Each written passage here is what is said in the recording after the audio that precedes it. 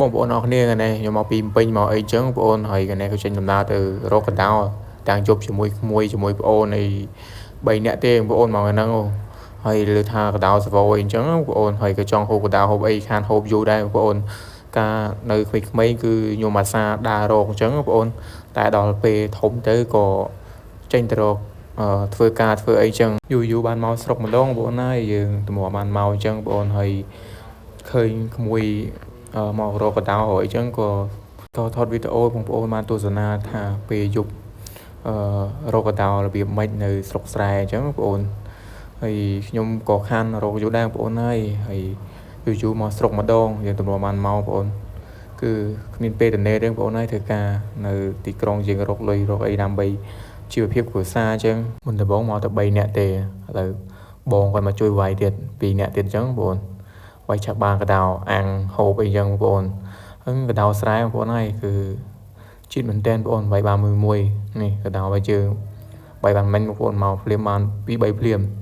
កដោសវោហ្នឹងបងប្អូនហើយឲ្យទៅមកពេលយប់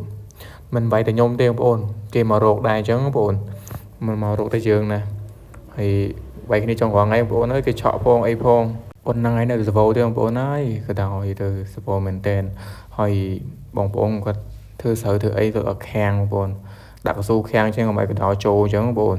ដល់ពេលខ្ញុំឆ្លោះពេលតាមគេដាក់កស៊ូហ្នឹងបងប្អូនហើយនិយាយទៅកដោសបោមែនតើហើយនេះខ្ញុំ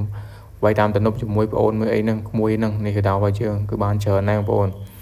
ប្រហែលជា1ម៉ោងហើយបែរមកប៉ុណ្ណឹងដែរបងប្អូនហើយនេះខ្ញុំរៀបចំប្លត់